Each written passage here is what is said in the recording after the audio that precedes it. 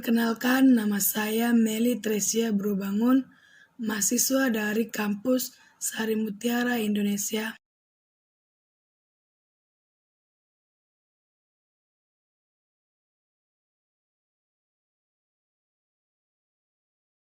Peran kita sebagai perawat dalam penanganan masalah dari kasus tersebut, yaitu yang pertama, sebagai provider atau pelaksana, di mana perawat baik secara langsung maupun tidak langsung memberikan asuhan keperawatan kepada klien, baik secara langsung individu, keluarga, atau masyarakat.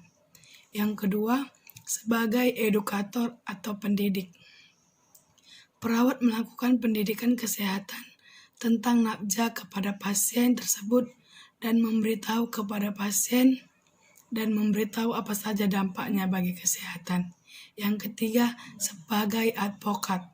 Peran ini dilaksanakan dengan berupaya melindungi klien, mengupayakan terlaksananya hak dan kewajiban klien, serta berbicara pada pasien dan menjadi penengah antara klien dengan orang lain. Yang keempat yaitu non-model.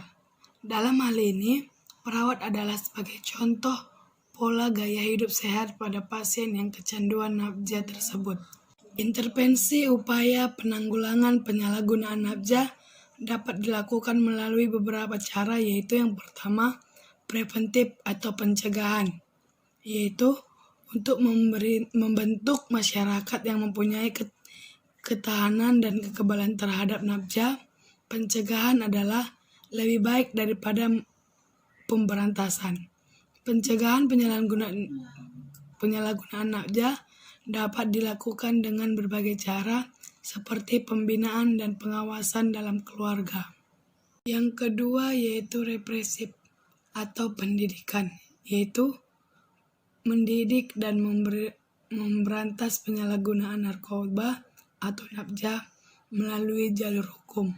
Yang ketiga, kuratif atau pengobatan, di mana yang bertujuan untuk penyembuhan pada korban baik secara medis maupun dengan medis lain. Yang keempat, rehabilitatif, dilakukan agar setelah pengobatan selesai, para korban tidak kambuh kembali atau ketagihan dengan nafza. Upaya pencegahan penyalahgunaan nafza. Upaya pencegahan meliputi 3 hal. Yang pertama, pencegahan primer.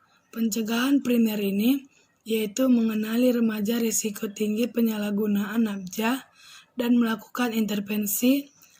Upaya ini terutama dilakukan untuk mengenali remaja yang mempunyai risiko tinggi untuk penyalahgunaan nafza.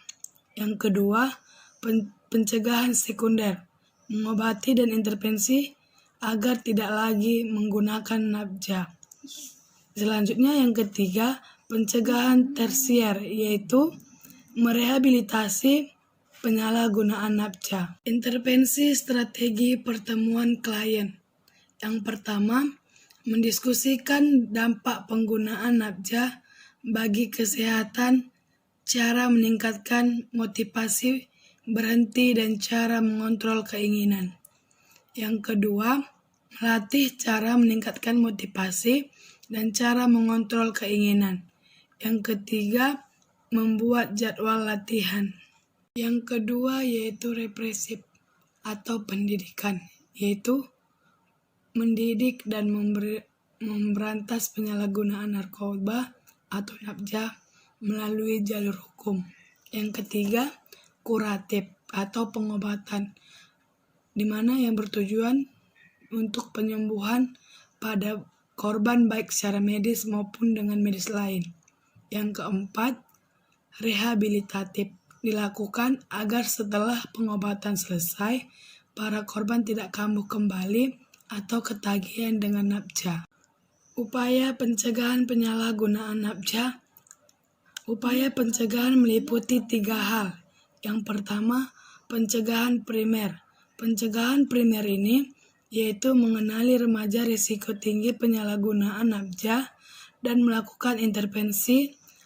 Upaya ini terutama dilakukan untuk mengenali remaja yang mempunyai risiko tinggi untuk penyalahgunaan nafza. Yang kedua, pencegahan sekunder, mengobati dan intervensi agar tidak lagi menggunakan nafza.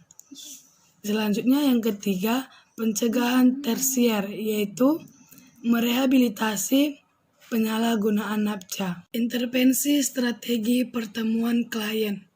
Yang pertama, mendiskusikan dampak penggunaan nafza bagi kesehatan, cara meningkatkan motivasi berhenti dan cara mengontrol keinginan.